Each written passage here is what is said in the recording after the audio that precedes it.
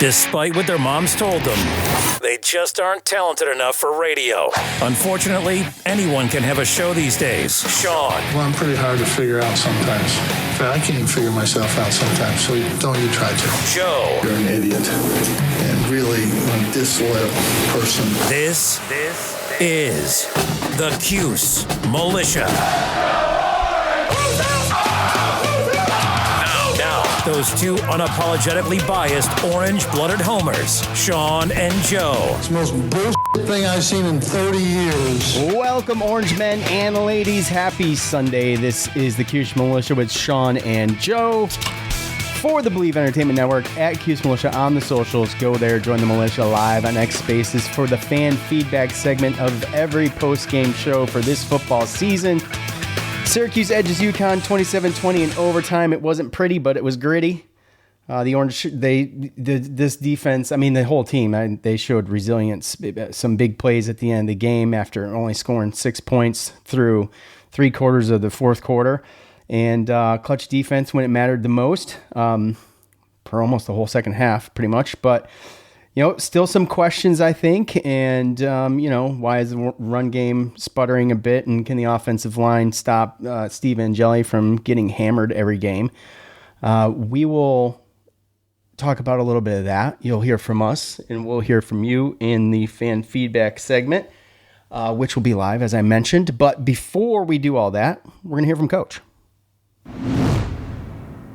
To be here coaching and just the opportunity to coach at Syracuse University. I do want to thank Coach Moore and his team for coming here. He's just an amazing football coach. His team is tough. They work their butts off. He did a really, really good job. At the end of the game, I talked to him because my son wants to coach. And I just told him I pray that me and my son could be who you and your father are. He did a real good job. He's a great man, a good husband, father. He just got it all put together well, and I truly respect him, and I'm thankful that I had the opportunity of competing against him. Steve Angeli certainly had his struggles before he came through at the end there. What were you telling him on the sideline as some drives weren't happening, and then eventually when it broke through? When they do the pick, I just say, you got to have fun. Stop playing like I played in high school.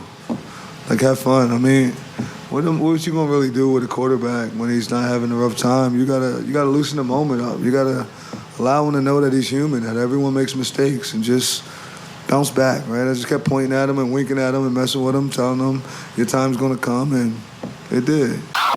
Did you think about Ricky at all at any point when he was struggling? Nah. I'm married to Steve. I'm locked in on who I'm locked in on. Ain't nothing else happening to do that. I don't like to do that. I always think about Ricky, like we met the other day, and I talk about Ricky. Ricky's one play away to go in. When it's Ricky's time, then I'm going to be 100% behind Ricky. Right now, this is Steve's moment. It's Steve's team.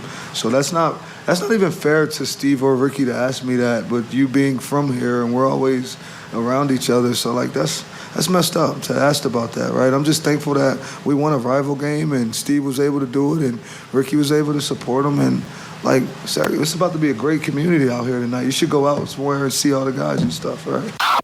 You went for it a couple of times in the first half on fourth down. Just what went into that aggressive mentality when you could have kicked the field goal when you were in field goal range? Just believing in the offense, believing in those guys, believing in my quarterback, believing in the offensive coordinator, just thinking that those guys can do it. Some struggles stopping the pass rush of UConn. Is the center in control of those in terms of the blocking assignments, and does Steve have the ability to modify that at the line of scrimmage? It's just a little mix-up. We got to get better at it. That's a smart question by you. I just rather not really answer that question because that could be giving up some of the stuff that we do where we're talking and things of that nature. But we have to continue to get that better. I'll work on those things. I made a couple things that messed up, so that was completely on me, a few of those sacks. But I'll get that fixed. I just wanted to talk about if you on the sideline, some of the fans were voicing their frustration with boos early on or calling for Ricky. Do you hear that in those moments? Do you just focus on the game and ignore that, or do you kind of take that in and try to feel that for the players? I don't pay that no attention. Because as you see at the end, they started yelling. So it's like, I can't. I'm not going to listen to you because you go up and down all the time, right? That's like seesaw. I hear it, And I'm thankful that they're voicing their opinion, because they should. Because they paid to get into the game, and they're at the game, and they got a certain way of football that they want to see. So when they're doing that, it's like, okay, cool, I hear what you're saying, but I don't have to do what you say to do. But I definitely hear it, and I don't want the boos. I like the cheering at the end. So, I mean, that's a part of the game, right? Like, people ask me, hey, are you upset that it wasn't, like, completely sold out? Like, nah, we had to win this week to get more to come next week. Now we play Friday night, a little bit more come, and that's my job, to get them to continue to put more and more seats, fans in the seats every week. So, I mean, I'm thankful for their boos. I appreciate them. I know that they love. It's a love-hate relationship, right? They love me, I love them. Then they mad at me, and then it's just whatever. So our fans, I'm cool with them. I love them. I'm thankful for them. And then after the loss to Tennessee, you said that this team was either confused or scared. I didn't say that. I said when you watch film, it's hard to tell the difference in between a confused player and a scared player. So we got to make sure that we understand and know our jobs more, so when you watch the tape, it looks like that. Go with that, my man. All right, so let's just give your 2-second thoughts, Joe. I'll give my 2-second thoughts, and then we'll go over the montage. As I mentioned, was really a very emotionally up and down game, mostly down, and you're thinking, man, they are going to blow this game against UConn. And then a 53-yard bomb, I think it was on 4th down, too, nonetheless, right? Yep. So to Justice Ross Simmons, right? 4th and 4, right? Mm-hmm. Yeah, and so trailing 17-6 for the 3 quarters of the 4th quarter. And they do that. Defense comes up big. Justice Ross Simmons grabs another one in overtime. And then Delorier is the key breakup on the 4th down to seal the win, basically. And I mean, just an all-around, like, relentless and tough. Coach said after the game, I mean, it's the epitome of that. It's the definition of that, what they showed. And I think I was up to counting 6 forced punts by the defense and to finish that game, I believe. And correct me if I'm wrong. Do you know? Or something like that. Oh God, I don't know. But it was a lot. It was a lot, and just to come out and do what they did, and they punted. What's that? They punted 8 times. Okay, well, you can. So I mean, just to come out and be and finish that game off the way they did, and people were leaving. It's like.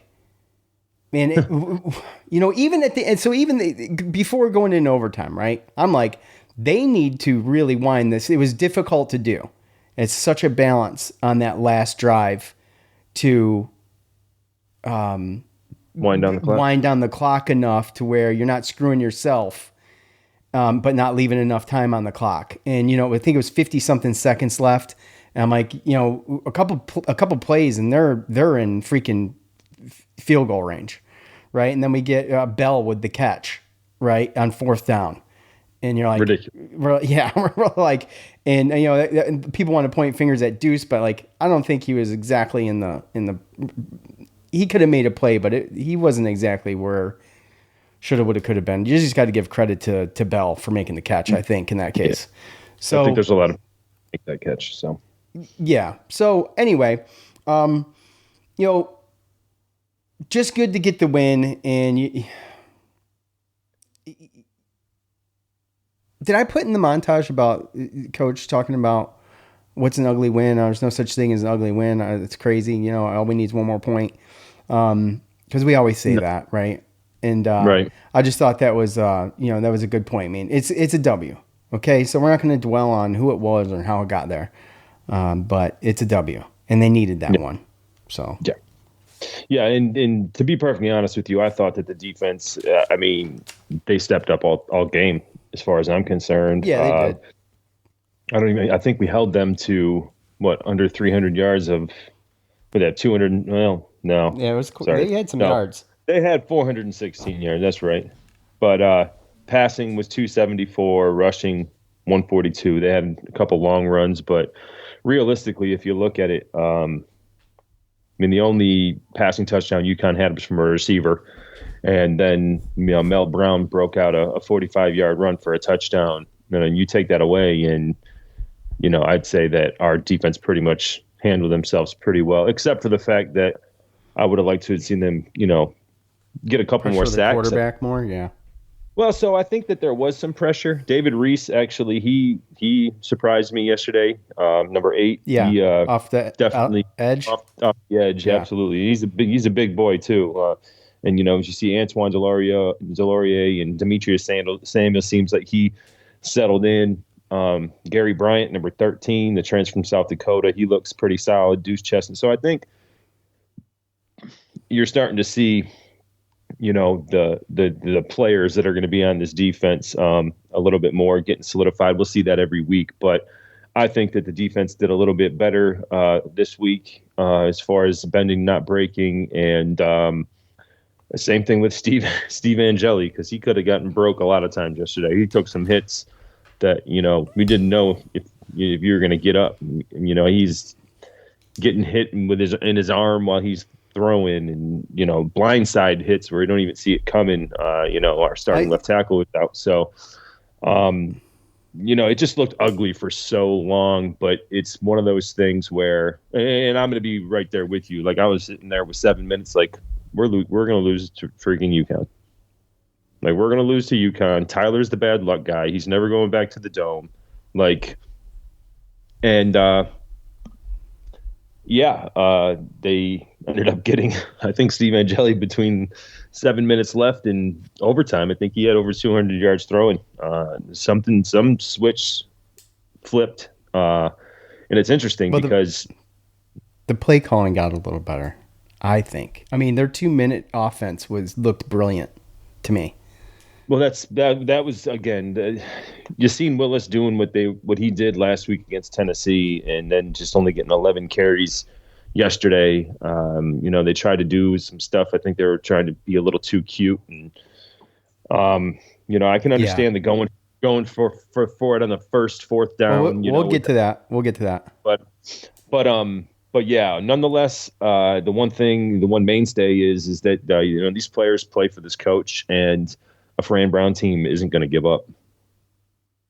So as much as it was ugly all day, those last 6 minutes, and we had a pretty good crowd too. They said like 39,000, but I don't think that a majority of them stayed for the good part of the game. So like Fran said, a win's a win.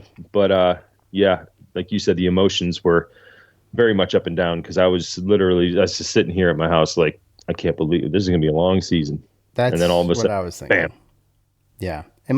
Well, let's go to the montage. So let's couple, the question about, Fran gets a question about, hey, were you thinking about swapping them out? And with the fans booing as well, the same thing.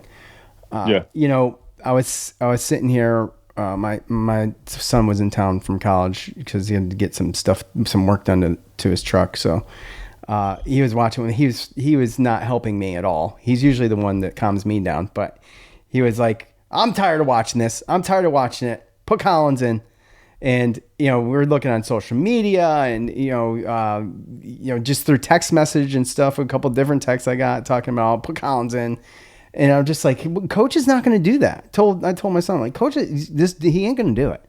So don't even bother, right? So I don't even know why the question was asked. But, what a redemption story of the day for Steve Angeli to go out there and take the abuse. And by the way, like, I don't know if you can put it all on him anyway. The dude's got no time to throw, and he's getting their unblocked rushers coming in.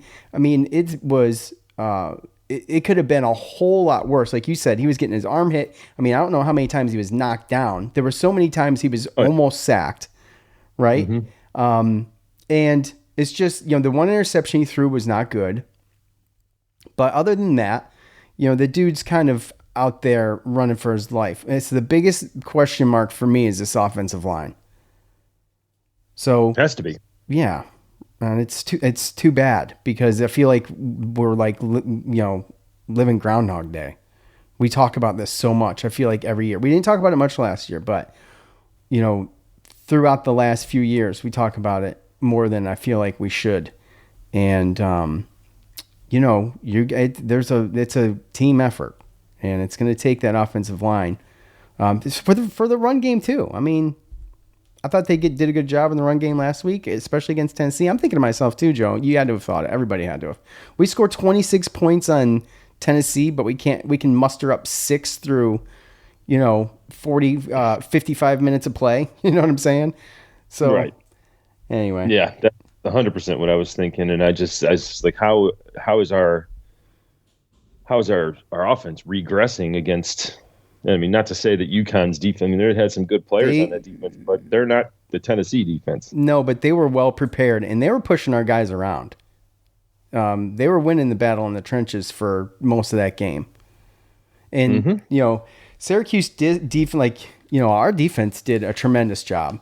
It was like the reverse of what I felt like last week, right? With, I was thinking, man, the offense has got to help the defense. Last week we're thinking defense got to help the offense.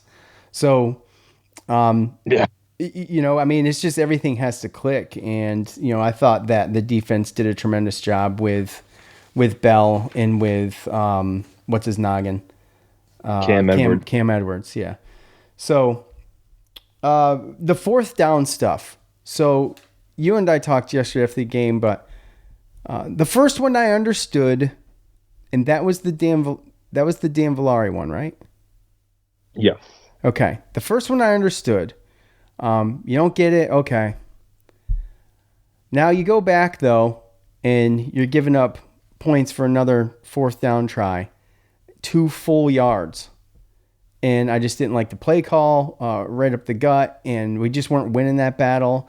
I didn't like the play call. I'm just gonna be honest. And I was also thinking to myself, why don't we just get the freaking points? Because we need points. Yeah. So a little bit, I mean, I understand the frustration of the fans and I understand the question. The answer wasn't what I wanted from coach, but that's okay. But I mean, what do you think, Joe? I mean, like I said, I think I'm good with the first one, and I think that the second one we should have probably just taken the points. But also too, I mean, Fran, he's gonna. It says something about his expectations, right? I mean, exactly. It's basically what he said in his answer. He trusted him to do it, and we know that too by the fact that they won the game, but they're out there running sprints at the end, right? So obviously, you win a game, but you're running sprints. The coach isn't happy with your performance. So to me, he kind of looked at it like in the beginning of the game, okay, we got to show up and, I mean, not to overlook them, but we should be better than them, and they wanted to line up and prove it. And UConn punched them in the mouth twice. And then it came back to bite us. And then obviously when you're sitting there and it's 17-6, you're like, oh, that one field goal, 17-9, be really nice right now, right? So that's really, and that was the whole thing for me. It was just that as the clock's ticking, it's just, you just don't. You do the math. You only scored 6 points the whole game, and you're like, we guys got to score 2 touchdowns here. You know what I mean? Like, what are we doing? It seemed like so far-fetched to think that this team was going to go ahead and score 2 touchdowns in 5 minutes. And then there was the right before that was the interception. So you're thinking, oh, we're cooked. That's it. No, 100%. After that interception, absolutely. Yeah, and then they go and who would have put their money on 2 touchdowns in 5 minutes to go into overtime and a 2-point conversion, nonetheless. I mean, you don't get that 2-point conversion, the game's over. Also, because they go down and kick that field goal. But besides that, we can play the game of ifs and buts, right? Like to your point, you get those freaking field goals, and then there was a missed one. And you're not even counting that one, but that's 6 extra points. So who knows, right? But the game ended the way it ended, and that's how it ended. So no need to speculate, but it's fun. But just a tremendous comeback, and I mean, it was thrilling. You get that one long 53-yard touchdown pass, and you're like, okay, but we still got to do it. We got to get a stop and do that again, and get a 2-point conversion. Yeah, So, anyways. Yeah, it was. Well, we didn't need that 2-point conversion. Oh, that's right. We didn't need it, but it got us to 3 points, right? I mean, we don't get that 2-point conversion, we lose. Then, yeah. So it's a no-brainer to do anyway. Well, at that point, yeah. I mean, Skylar Bell had a hell of a game. I think Dan Villari stepped up. He showed us, that he can be catch the ball. Yeah. Catch and run. I mean, seven catches for 104 yards. And obviously, like I said, as the second game, you're going to start to see, the cream kind of rise to the top. And I think that there was, I know there's a couple injuries, but you did see some different players in there getting more reps than they did last week. So, figuring out who's a player, and at the end of the day, for all those people that were calling for Ricky Collins, I mean, they got a little bit of egg on their head as far as that's concerned. I think that there's a reason why Steve Angeli was chosen. I think yesterday was part of, he proved why he won that job. He's not going to be rattled, and he stayed composed. And to be perfectly honest with you, the problem is the offensive line, right? That's how I see it. So, and then that's how I see it too. I'd see a situation where the only reason why you might think that it'd be better for Ricky Collins to come in was because maybe he's got, he can run a little bit better. Mm-hmm. But again, that's not fixing the problem, right? You might be bringing in, a quarterback that can't manage the game like Steve Angeli, but because our offensive line is so good, we got to get the guy in there that can run away from it. That's not winning. That's not going to get the wins done against some of the teams, this year, because Ricky Collins isn't going to be running away from the Clemsons and the Notre Dames and the SMUs and Miamis of the world. So, they need to figure out how to clean up that offensive line. He wasn't going to pull him. And, I'm glad that Fran Brown reacts the way that he does to dumb questions from reporters. Yeah, I mean, I guess the question kind of has to be asked. I mean, I don't know how many original questions you can come up with in that room, but I get the question, but I'm with you. I love the response. Like, he's just like, basically like, man, why would you put me in this spot right now? He just called him. Right. No, yeah. But that's my whole thing is that if they haven't taken the hint, Fran Brown's all about unity, culture. Last thing he wants is a rift in the locker room. Last thing he wants is there's the locker room divided. And he's not going to get caught, with some gotcha question. I get it. I get that the reporters are just doing their jobs, they're asking questions. So I understand that portion of it. So sometimes they look at it as a job, right? And they're trying to get an answer versus like the fan way or like the way that Fran Brown's looking at it. Like, why? Like, I'm not trying to divide any part of my team, right? It's the same thing with the other question. Like, if you're going to ask him a question that's going to force him to kind of like answer comparing his players and who's better or who should be playing, then, he's not going to want that rift. And also, too, if you're going to ask a question with putting words in his mouth and using words that he didn't say, then he's going to check you real quick too, because that's what he did to the second reporter. So, right. I love it. That was the same guy, by the way. Was it really? Yeah, he has 2 questions in a row right at the end. Good for him. Yeah. So, yeah. Now, if you and I sit here and we both know, watching that game yesterday, he's not pulling Steve Angeli unless he's hurt. The reporter should know that too. So, yeah, I would preface the question differently. Is all I would do. I wouldn't, But anyway, it's fine. I love putting stuff like that in there. It is a breath of fresh air for me to not just have real answers and not like, even if you don't want to answer it, like explain, like be real about why. So you're getting something real no matter what. We're not talking about analogies. Okay. movies, and all of and that's those the thing things. is that's kind of what we had for a couple of years before Fran came along, or at least 1 year. Once we lost Boeheim, Yeah, right. Yes.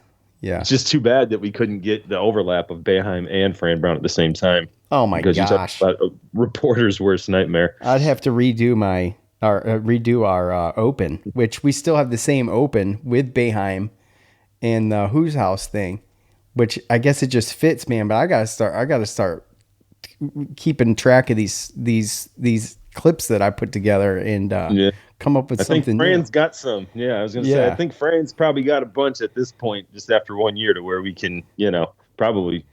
Yeah, I just gotta that winners get washed thing from last year. Like, that's true. Waiting for that moment.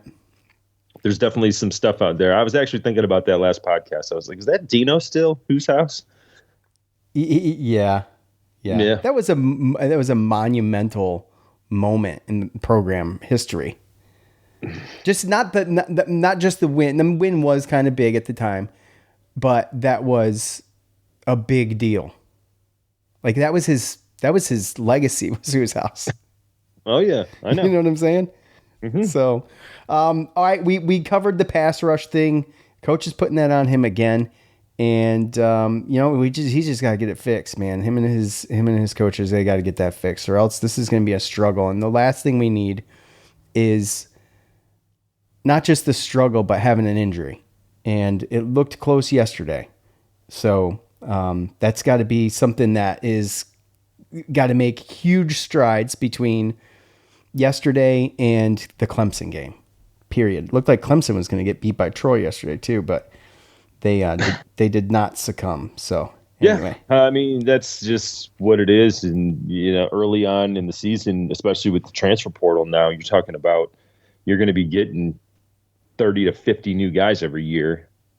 So not everything is going to look so clean the first couple of weeks, and that's something that we have to clean up. I think we did a good job. I'm glad that we didn't do the same thing in the second half, because I think we would have been screwed. But, this is 2 games now in a row, I think, in the first quarter or first half, where we have to burn timeouts because of us not being on the same page. Yeah, right? I mean, you're putting yourself in position to where even if you had the ball at the end of the half, like you can't do anything with it. And thank God we still had all our 3 timeouts in the second half, and they cleaned that up. But I mean, it just looked ugly. It did. So it was just because it's like, okay, the Tennessee game, you were like, the first quarter was ugly, right? And then all of a sudden yesterday, and I was like, okay, well, maybe we're just a slow start, and we'll get into the second quarter and we'll start to kick it into gear. And then the second quarter went. And then the third quarter went, and I'm like, oh boy, what's going on? You know what I mean?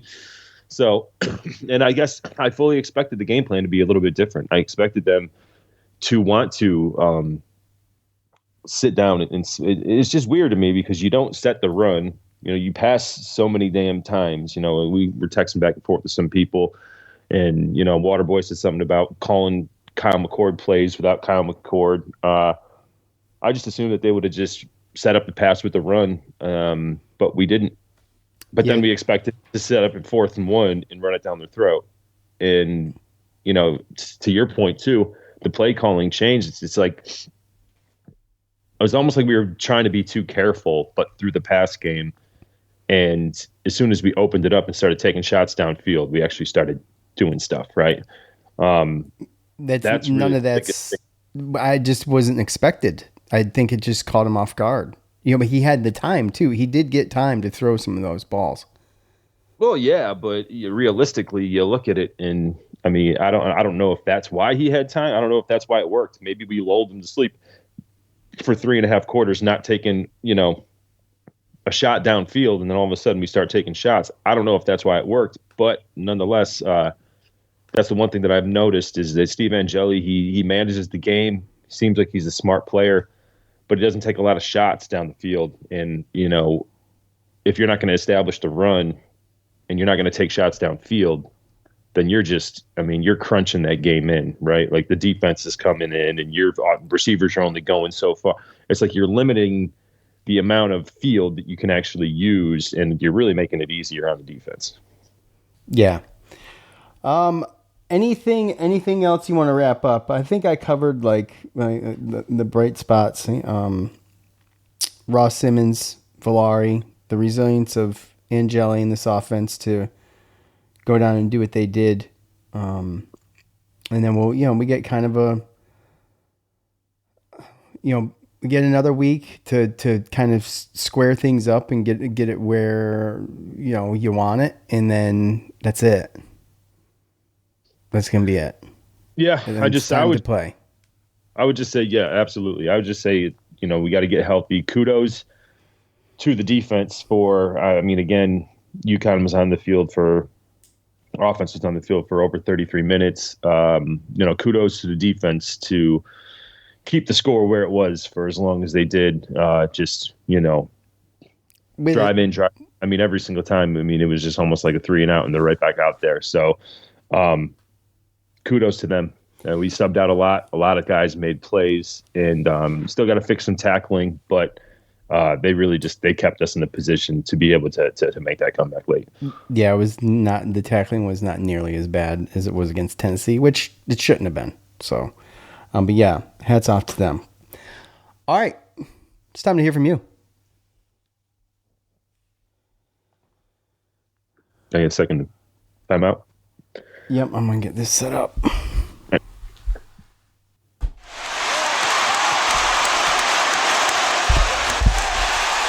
It's time to hear from you, the loudmouths from the Loud House. It's us. We're the loudmouths from the Loud House. You are the loudmouths from the Loud House. You know what time it is. You're going to leave your thoughts after I ask for them, and then we talk about them here. It's pretty simple. Hey, it was pretty loud at the end of the game. It was, even after everybody, well, not everybody, even after all of those other people left. There were a lot of people that left. Yeah, it was... The loudest thing up until the last 7 minutes was the booze. By the way, I saw at least 3 people that I knew. Yep. In the stands. Do you notice any? I did, but one of them was not Waterboy. No, or Tyler. I didn't see either one of them. No, I saw a dude I went to high school with, and I saw a couple Twitter personalities. Mm-hmm. Yeah. Okay. So let's start. I will start with Twitter. Joe's got the Facebook at Kevin Craig 6. All the armchair coaches that were calling for Collins have one thing in common. None of them have ever seen him play a down in football. The coaches see him every day in practice. That's why they went out and got Angeli, because they know they couldn't win with Collins. Well, whether or not that's exactly it, the bottom line is that he is seen every day by the coaches, and that's a great point. And also, they know the poise that he has, and also the leadership. So that's going to be it. Don't stop asking questions in press conferences about it. Probably be best to not call for it during the game. Part of me understands some of that stuff, but the coaches are going to coach, and fans can get as mad as they want. And like Coach said, they pay to go and get into that dome to watch the game. But at the end of the day, it's not his style. That's hitting a panic button to me. You know what I mean? It's like, oh yeah, it's like hitting a panic button, and then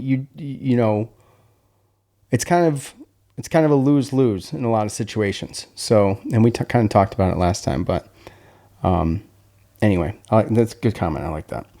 Go ahead.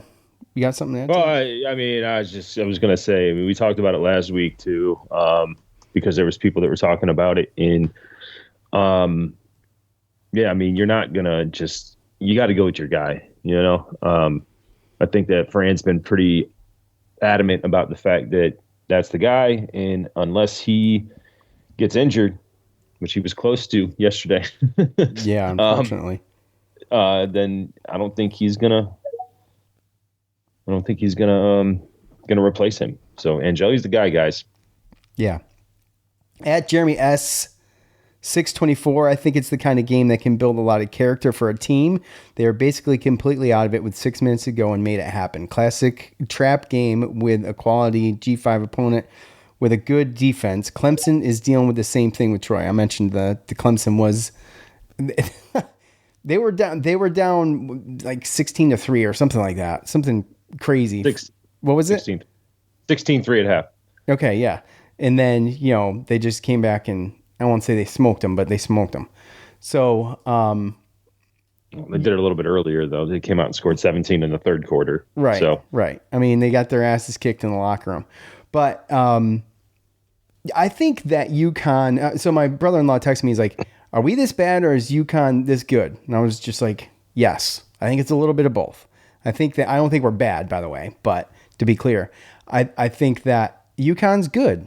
I think that they had guys enter the transfer. I think Bell entered the transfer portal and ended up staying. So I think what Moore is building over there is going to be getting better. I think he's already made some drastic improvements to that team over before, since he's been there. So I do think they're good. I think that we're better. I don't think we should have been down the way we were down, but at the end of the day, they figured it out. And always good to overcome adversity. So is it build character? Yes. Overcoming adversity, that's huge for a team like that. That just goes to show, gives them the confidence to know that they're never out of it when you come back like that. I don't care who the team is.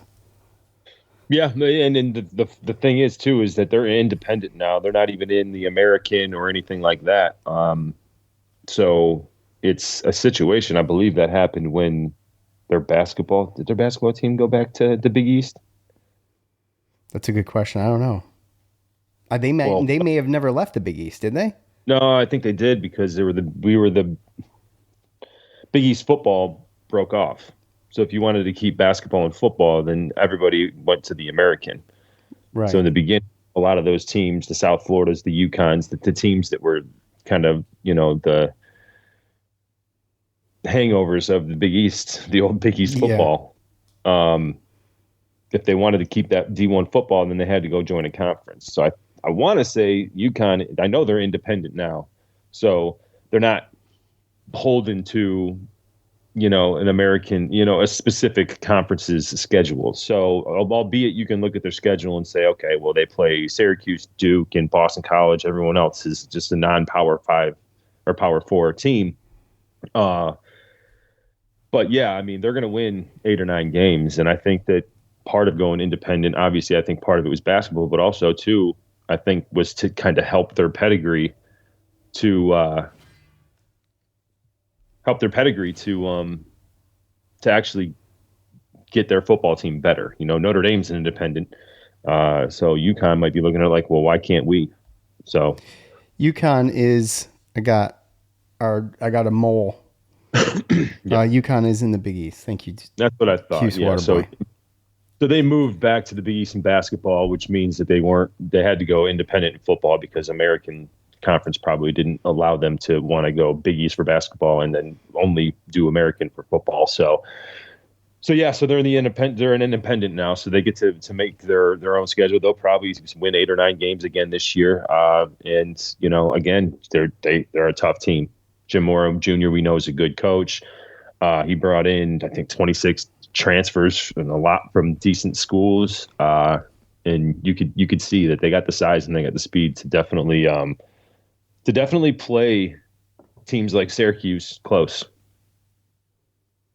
Right. And again, I don't even know how we won that game yesterday, but I'm glad we did. Right. And we're not going to complain about it. Our Boris 9, I felt better about the team after the Tennessee loss than after the UConn win. I mean, it's fair. It's a fair comment. I would disagree. I kind of feel the same about him, which is what's going to happen next week going into Clemson. We've seen, we've seen some good, we've seen some bad. And it's been 2 different games, 2 different sides of that type of thing. So it's hard. Like I said, I don't think going to get much out of the first 3 games. And we're just going to have to wait and see what happens when they get thrust into this ACC schedule coming up in a couple weeks. Go ahead. Do you have something to say to that? No, I was just going to say Clemson's got to figure their stuff out too. Sure. I mean, we can sit here and say, obviously we talk about Syracuse, but there's other schools that are still trying to figure it out that people thought were going to be a lot better. Obviously, they only lost to LSU, but again, it was almost like us. Like after a loss, they came out and maybe they overlooked Troy for a half. We overlooked UConn for a little bit longer, but we get say that we get Colgate this week. So anybody that's banged up, gives them time, and obviously just more time to figure out the kinks and get some other people reps that probably might not be in a situation to play against better teams. And Clemson's got to go play Georgia Tech. So have fun. Yeah, they look good. Who, Georgia Tech? Yeah. Boston College looked good last night too. Yeah, they lost though. I know. Georgia they still look good. Georgia Tech, they had Georgia Tech had their FCS opponent. They beat them 59-12, and Haynes King didn't even play. Their starting quarterback. He was probably banged up from the first game, so he sat out. So he's going to be healthy, I hope, anyway, for that Clemson game. At G Moser, 23. Get Yassine the ball more. Quit playing soft coverage on outside when you know the team throws a lot of screens. Tackling got better. Still got to find a way to put QB in the dirt. Totally agree with that. Love seeing the freshmen 1-5 making plays to help lock down a win. Yes, the getting to the quarterback has got to happen, and I think they have the talent to do it. I expected it more against UConn.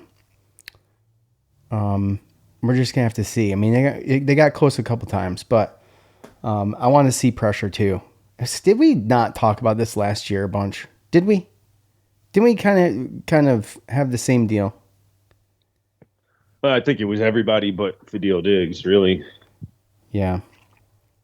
So I would to me, like a very bend but don't break, keep everything in front of you kind of defense. Right, yeah, keep everything in front of you type thing. But I mean, you let some of these guys get too comfortable. And like, by the way, this dude Fignano is a 7-year guy. Like, come on, bro. Like, it's time. You're like, come on, let's go. I get it, but we really can't say much because David Reese, the transfer, number 8, he is his 8th. Is it really? Yes. Okay. I'll eat my words on that. All right. Oh, that's fine. At Cuse 44, it should have been a bad loss, but they played Cuse football the last 6 minutes in overtime. They fought to earn the win. Don't like the first 3.5 quarters, but the rest was fantastic. Yes. And if you were there, and I think we got guys in the spaces that were there that stayed.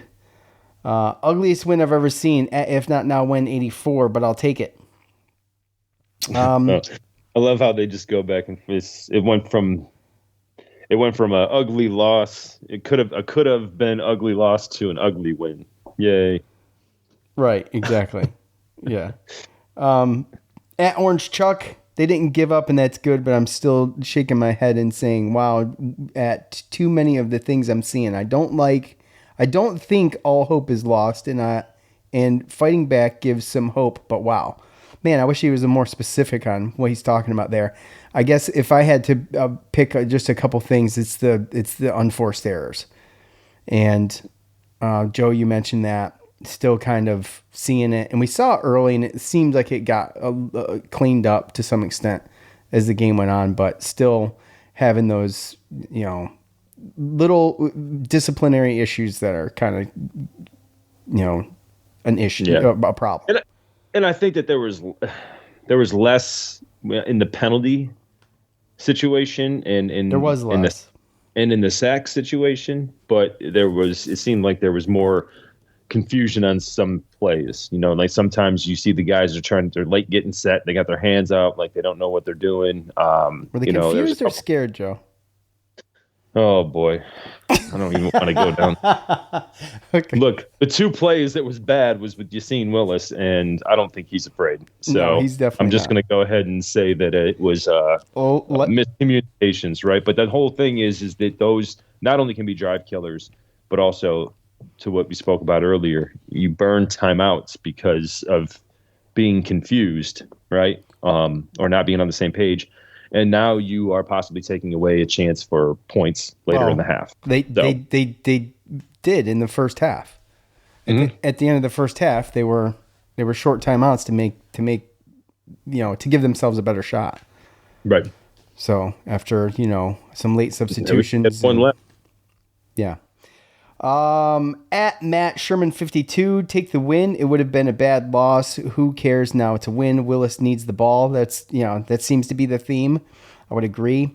He's not getting enough touches. The offense should go through him. He shouldn't just be an option. He should be the focal point. Yeah, I'm not sure, I'm just not sure. I was confused by some of it. 11 carries for 48 yards? Yeah, I mean, I think he's got a lot more production in him than that, especially against a UConn. And I don't know. I'm not a coach, so I don't know what the deal is. But you'd like to see it more. I feel like if the offense does run through him, that opens up so much more for Angeli as well. I mean, that's what it would seem like, right? That's what you would think, yeah. So. Yeah, I mean, he threw the ball 53 times yesterday. Yeah, I did not know that. Yeah, so and he got sacked. He got sacked a bunch. He got hit. The interception was his fault. The fumble was not. I mean, I'm never going to blame a quarterback if he gets hit, sacked blindside, and he fumbles. Right. By the way, cue the circus music on that fumble, huh? Yeah. Jeez. Yeah. Somebody jump on the ball. Like it just kept going down. Like it was fourth down. Right. The further it went in the direction it was going, that's what I was thinking is just keep going. Just keep going that way. No, don't keep going that way because you're giving UConn the closer. Wasn't it going towards, it was fumbled forward, right? Oh, okay. Well, my bad. Then I misremember that. Okay. Yeah. All right.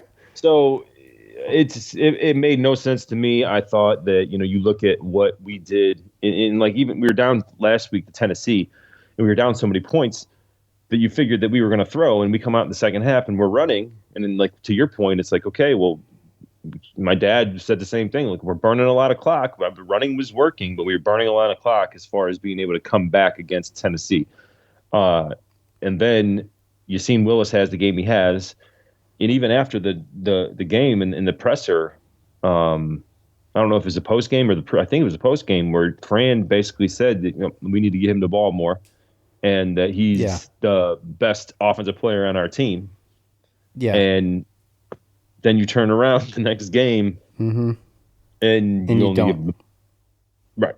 Because to be perfectly honest with you, he had one 18-yarder, and then the touchdown was in overtime. That was like the last.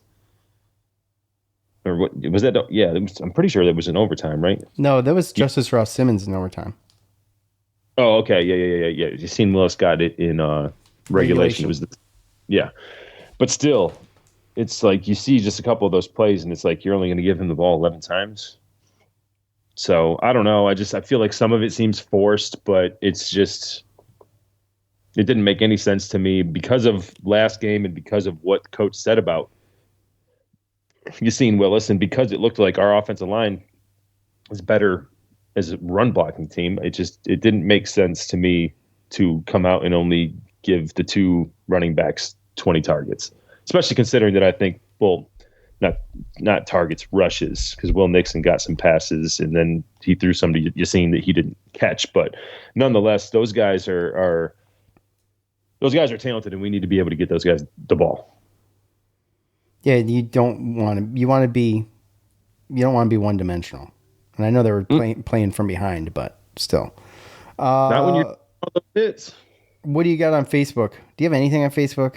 You got 6. Yeah. Let me guess. You got 6. 8. Okay. But one of them is like a link to Carmelo Anthony going to the College Basketball Hall of Fame or something, or the Basketball Hall of Fame. Yes. Which happened just last night, right? Yeah. Yeah. So top fan Dom. If the D flipped the switch in the second half and the offense flipped the switch the last 10 minutes of that game, this is going to be a competitive team against anyone. Here's the issue. It's very hard to win college football games, but very easy to lose them.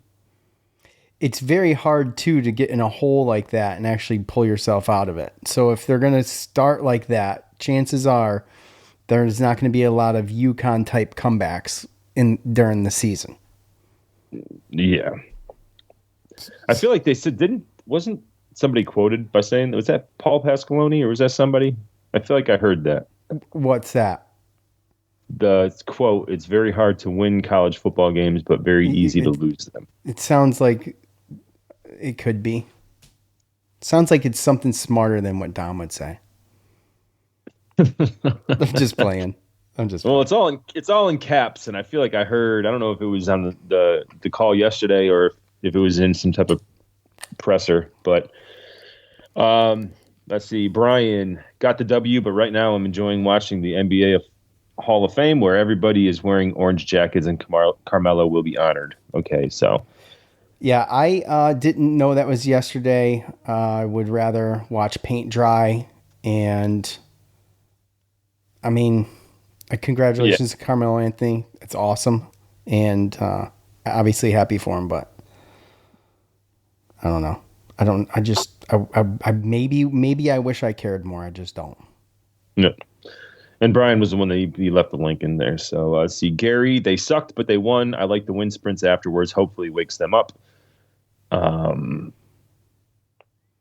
Zach, can we please have a serviceable offense and defensive line? See, I mean, were they serviceable? I mean, well, I felt like the defense wasn't bad at all. Like, it was very good. You take away a couple plays, and let's be honest too. You know, if you do go back and look at it, like, I think there was a play. I think we got away with a fumble that they didn't call. I think that, Fignano. We never even talked about that play never happened thing. The play did happen. Like if you're he got smoked. So yeah. Don't tell Steve Angeli it didn't happen because he got hit. Yeah, well, I mean, it benefited us, and I still thought it was dumb. You know what I mean? Like, you got to be quicker, man. If you're calling something from above, man, you got to be quicker than that. You got to be quicker than that, because when that ball's snapped, that play does happen. What if someone got hurt and they're like, that play didn't happen? There's it's just. Hey, look, you can't be making calls like that as a ref and then call delay a game and send other people. And how about the fact that, they were, there was a very blatant, in my opinion, pass interference. And even the broadcasters were like, oh, I like that they're letting them play. And I'm like, okay, well, we'll see what happens.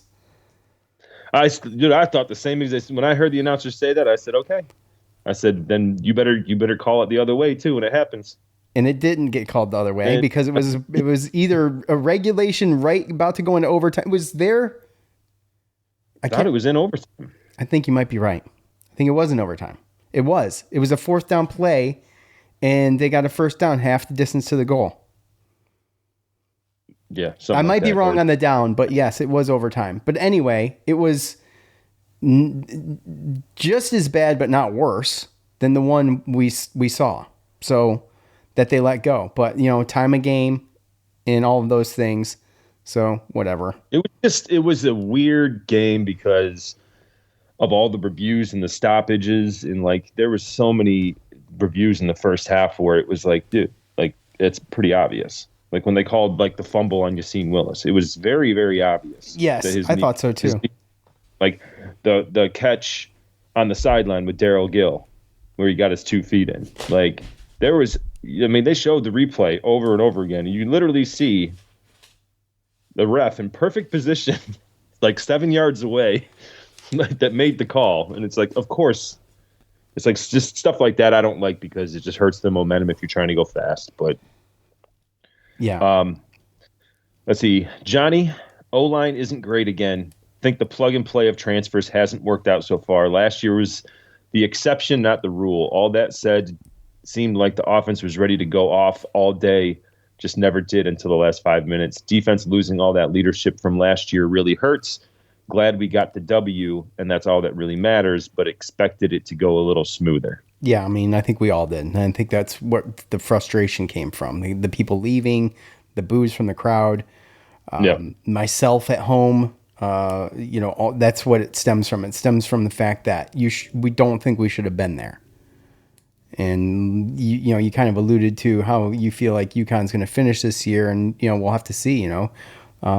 They may be way better than we think because I mean they did destroy a FCS school, but they did destroy them, right? I mean it's still not easy to do that, but but up until 5 minutes left in the game, that FCS school scored more points on UConn than we did. Yeah, right. That's another thing. I mean, yeah, good point. And so, yes, I wanted it to go smoother too. Defense losing a lot of leadership. We talked about that last podcast.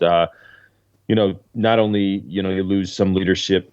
Well, you lose a lot of leadership. I mean, obviously you have Tank Wilson on the line, which, I thought he was actually really, really hurt at one point. And then, you have Deuce Chestnut, and I think, they were missing Devin Grant a little bit yesterday too. But I think that a lot of younger guys stepped up. I think that the line rotation, it worked. And, the plug and play, when he talks about the transfers, hasn't worked out so far. Last year was the exception, not the rule.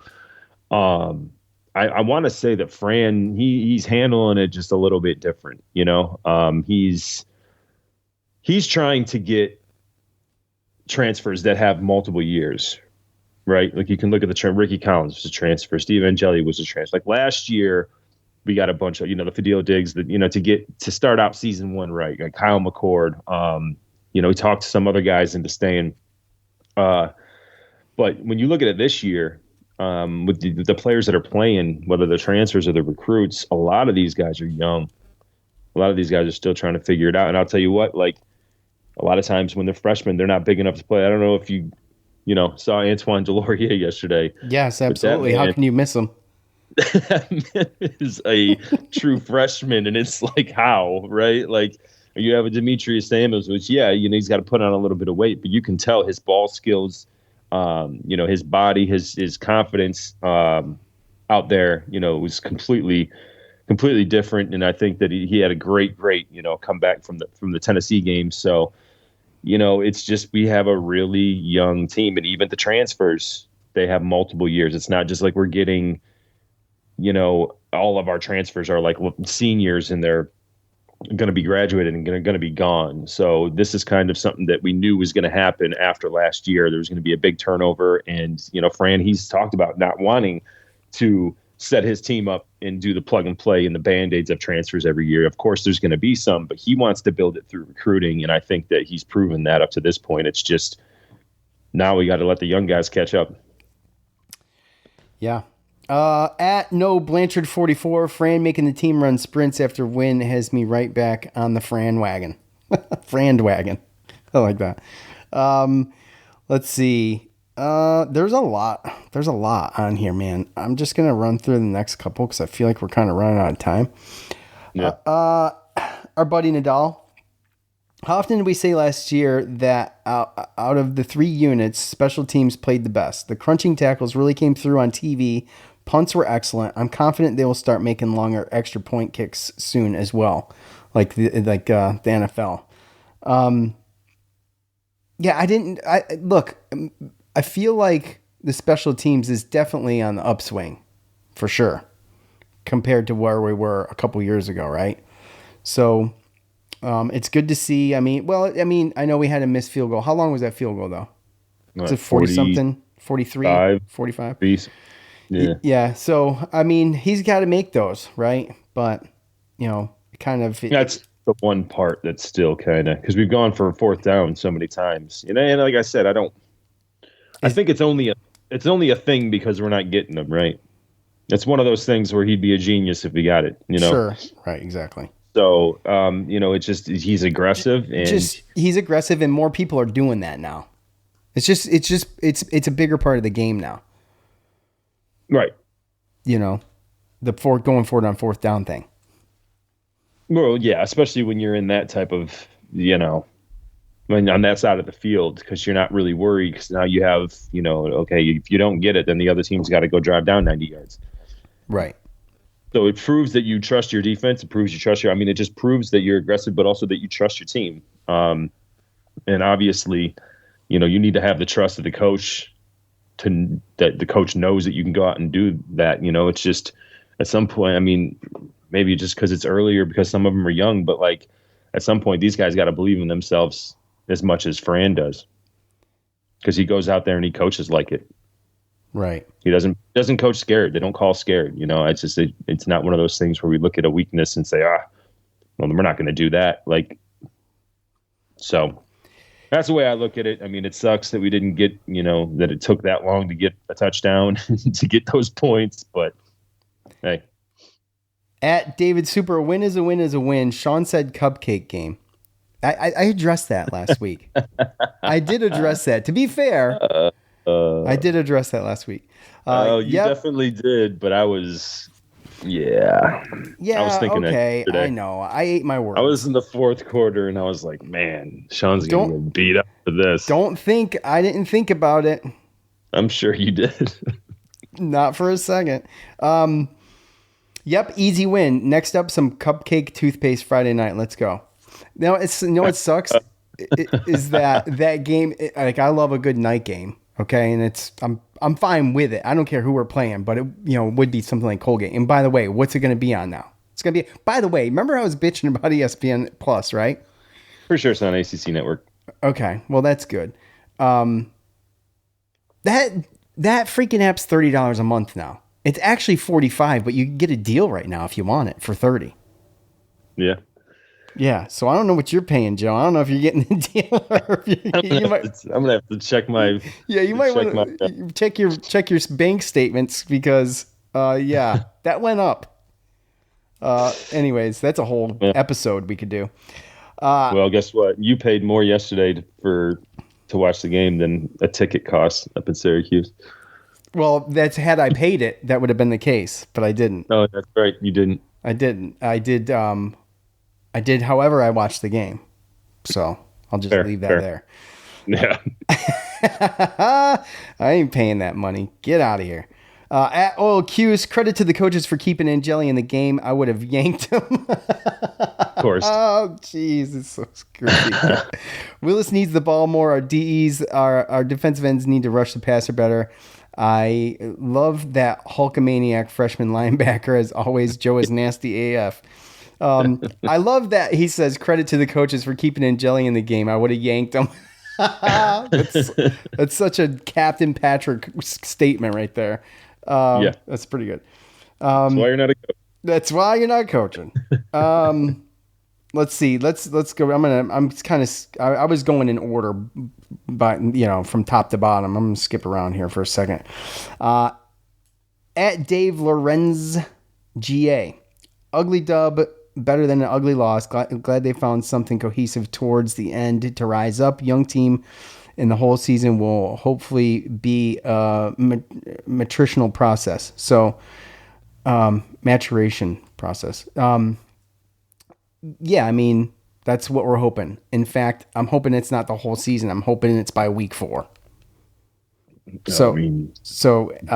Anyway. At DBone75, Sean, this one's addressed to me. Sean, I was so mad sitting in the dome being a season ticket holder watching this game. Although I had to remind myself that almost our entire offense from last year is gone. This is a very young team trying to figure things out. I believe in Fran and the process. That the one thing like that that I keep saying when it comes to the unknowns of the football, the college world, is that when you have a coach like Fran Brown, you can't help but trust. Do you know what I mean? Like he's so he's. I mean, for me, I'm speaking for me. I can't help but trust him. I just believe that, it's not always going to be perfect, but there is a culture that's being built that if not already built, right? Where I think that there's accountability, and there's also, he knows how to motivate. What I love his answer in the press conference to what he said to Steve Angeli after he threw that interception. A lot of coaches can go and they can be mad and quiet, and he's over there, winking at him and telling him to stop playing like he did when he was in college and stuff like that. So, or in high school.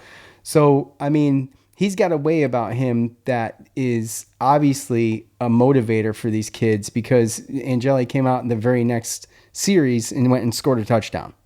Yeah.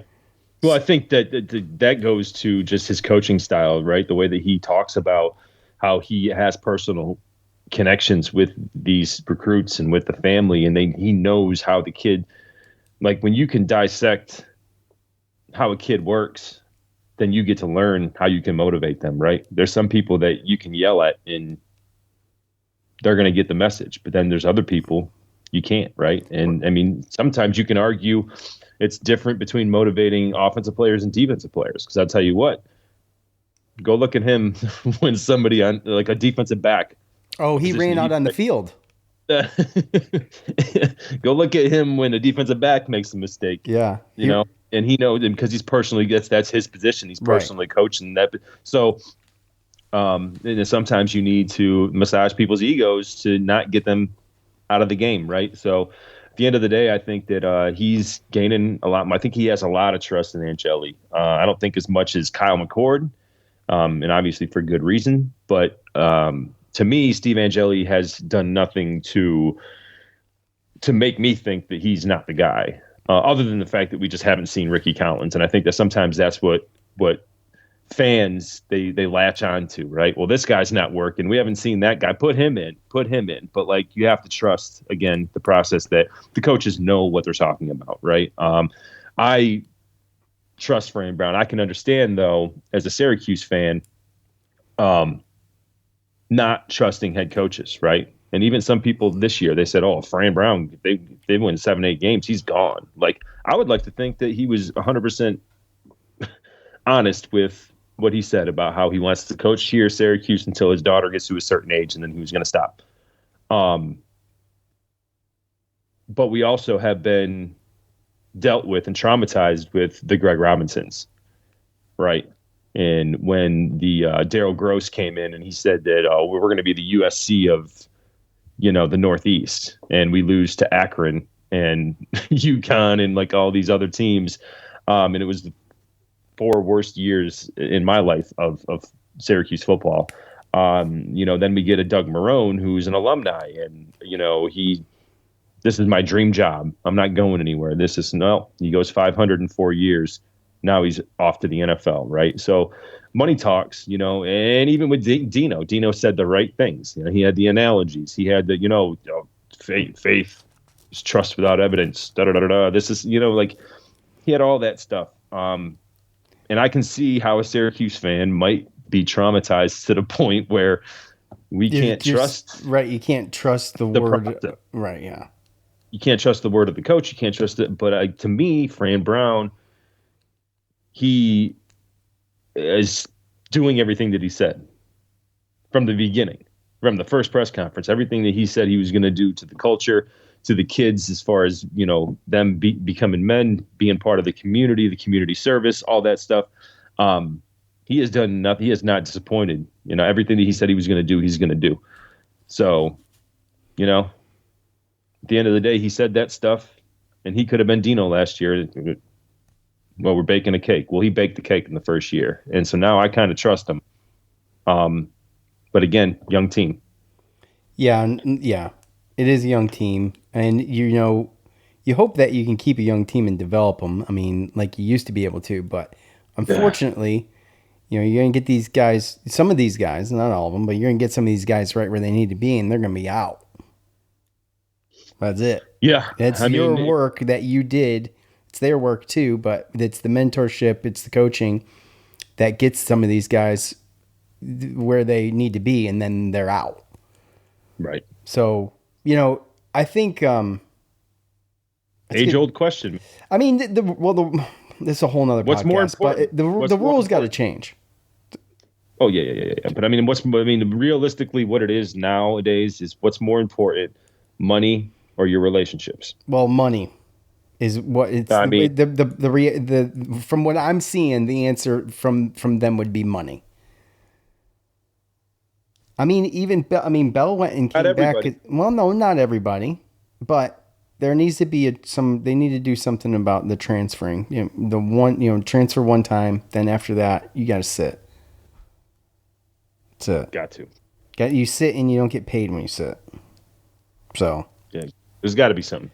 It's got to be, and if they can't see that, then they're idiots. And I got even worse names, but I'll refrain.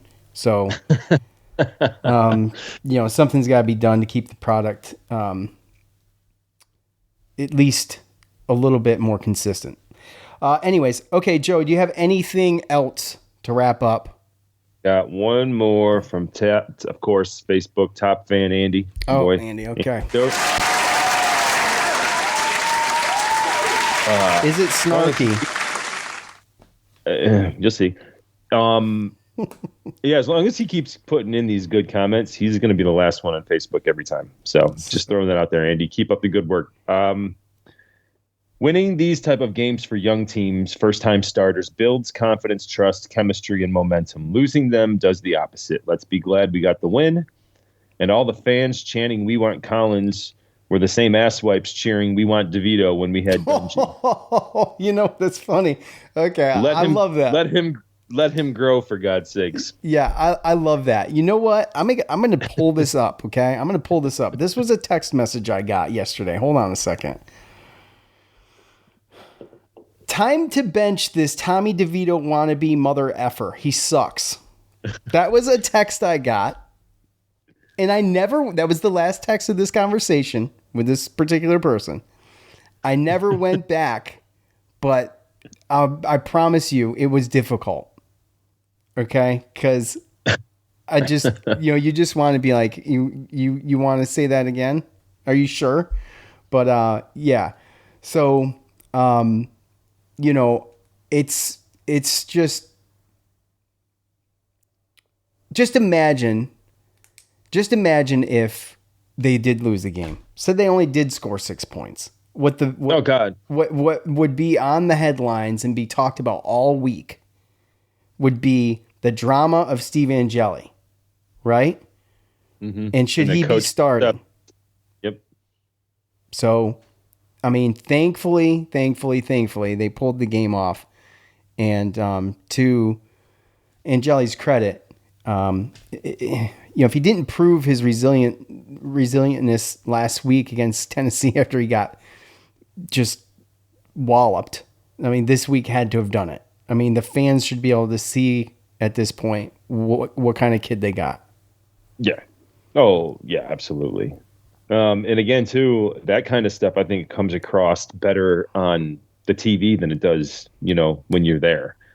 Because you get to actually see what happens, You get to see the fact that offensive lineman completely just didn't even block that one guy that came in. And, I don't know about anybody else that's listening, but I don't have eyes in the back of my head or helmet.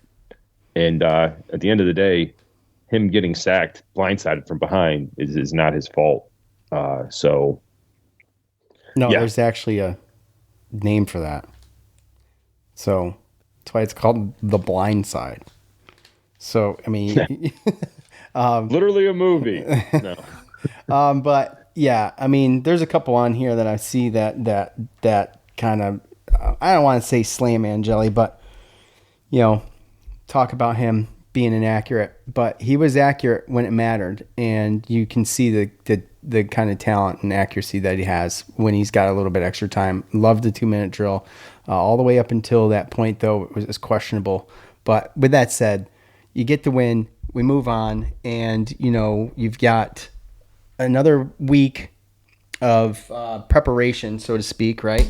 And then it's time to play big boy football. Not that this wasn't big boy football, but we're in conference play after that. So yeah, we'll be back here Tuesday to. Well, they look at it like what? Everybody just looks at your record, right?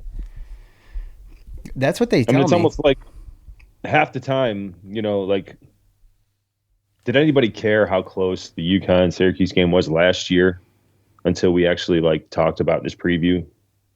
I mean, and people start talking about. I had forgotten, right, about the game until because we won. True, right? I mean, because that's really the whole thing, right? I mean, obviously you got to go in there, you got to take care of business with Colgate, get out of there healthy, and we will literally be 2-1, the expected record of probably most Syracuse fans going to Clemson in week 4. Death Valley, here we go. We got 2 weeks to clean it up. That's it. Okay, that is going to do it for us. Sorry, I had to hit a button. Good game, good win. It was exciting, a little bit more exciting than I feel like it needed to be, but exciting nonetheless, eventually. So we will see you Tuesday to talk Colgate. For Joe, I'm Sean. We're out. Peace.